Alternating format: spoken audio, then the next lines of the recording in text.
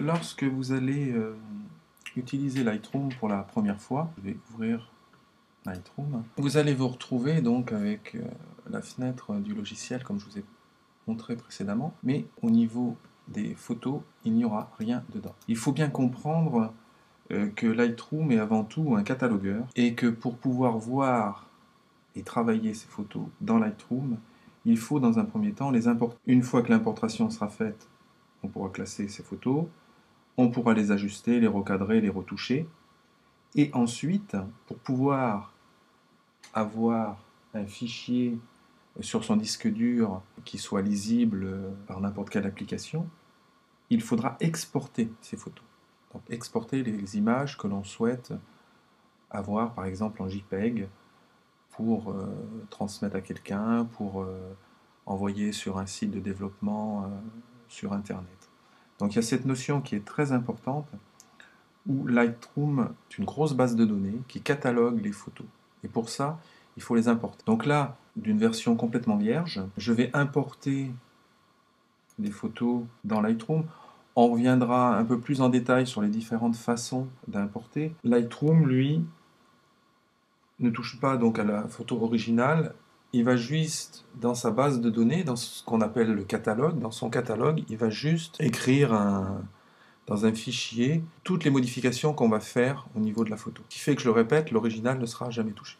Donc on va faire l'exemple ensemble. Donc ça, c'est la première des actions à faire. Importer ces photos dans Lightroom. Maintenant, je vais essayer de vous faire comprendre que Lightroom est un logiciel dit non destructif, c'est-à-dire que toute action sur une photo ne sera pas réalisée sur l'image elle-même.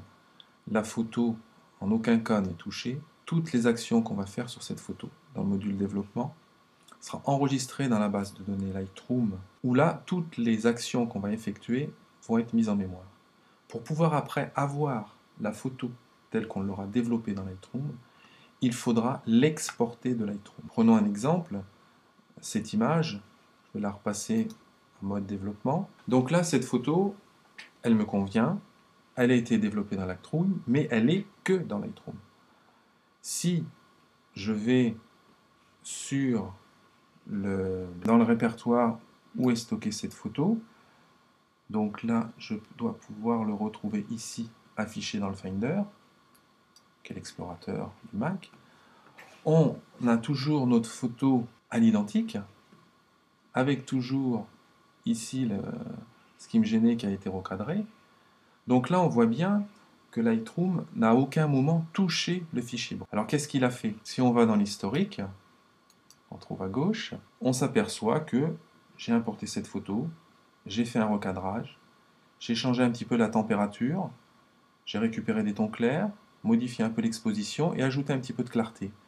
Toutes ces instructions-là, il les sauvegarde dans la base de données de Lightroom, et suivant les préférences que l'on aura données à Lightroom, il les sauvegarde aussi dans un fichier XMP. Voilà, un fichier dans le Finder. Alors ici, il se trouve que les préférences n'ont pas été activées, donc je vais aller le faire. Lightroom préférences. Et dans les paramètres catalogue, donc là c'est aller à paramètres du catalogue, je vais aller cocher cette petite case qui me dit d'écrire automatiquement les modifications en XMP. Donc ça va me générer un fichier XMP qui est associé à mon fichier d'image brute, où seront notés tout ce que Lightroom a effectué.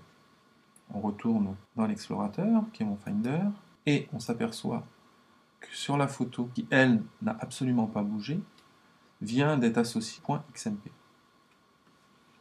Donc, à l'intérieur de Lightroom sont sauvegardés tout cet historique, et associé à mon image brute qui n'est pas touchée, ce petit fichier XMP qui contient tout ce que j'ai effectué sur cette photo. Donc ce fichier XMP est extrêmement utile quand on bascule du Lightroom vers une autre application, telle que Adobe Photoshop, pour pouvoir retrouver les paramètres qui ont déjà été réalisés dans Lightroom. Bien, maintenant cette photo, dans mon explorateur, elle n'est pas touchée, elle a juste été touchée et elle me convient dans Lightroom. Pouvoir la visualiser sur un écran, l'envoyer par Internet, la donner pour la faire tirer sur un site, il va falloir que je l'exporte. Donc, on va aller voir comment. On a, si on retourne dans le panneau de bibliothèque, module bibliothèque, donc je suis toujours sur cette photo, on notera au passage qu'il y a des petits pictogrammes qui se sont inscrits ici, où là on voit un petit pictogramme pour le recadrage, ici un petit pictogramme concernant les modifications d'exposition. Et ici, on va trouver un bouton exporter. Donc même chose, je vais très rapidement créer un export. On reviendra plus en détail sur la boîte de dialogue d'export. Je clique sur exporter et là Lightroom voilà, vient de terminer l'export de cette image. Donc qu'est-ce qui s'est passé? On va retourner dans mon Finder, bien créer le sous-répertoire JPEG et dans mon sous-répertoire JPEG, j'ai maintenant mon image exportée de Lightroom où là on voit bien qu'il a rogné, donc recadré la photo d'origine. Alors on va la retrouver parce que c'est celle qui a un fichier XMP. Le voilà. Là voilà, où on voit bien qu'elle n'a pas été touchée. On perçoit bien que le recadrage a bien été réalisé sur mon fichier JPEG et que mon brut n'a pas été touché. Donc ça c'est quelque chose vraiment à bien comprendre où Lightroom catalogue les images. Pour pouvoir les cataloguer, il faut dans un premier temps les importer. Ensuite, on les ajuste à notre convenance. On trie nos images. On classe nos images dans le module bibliothèque. Dans le module développement, on ajuste, on recadre, on retouche. On pourrait bien sûr imprimer directement Lightroom via une imprimante connectée au micro. Mais si on veut mettre sur une clé les résultats qu'on a fait de nos développements sous Lightroom, il faut exporter les photos de Lightroom. Donc comme on a vu, on exporte et là on recrée un nouveau fichier, le fichier de départ n'étant pas touché, le brut n'est jamais touché. Voilà pour ce qu'il y avait vraiment à saisir un petit peu de Lightroom, qui est donc un logiciel dit non destructif.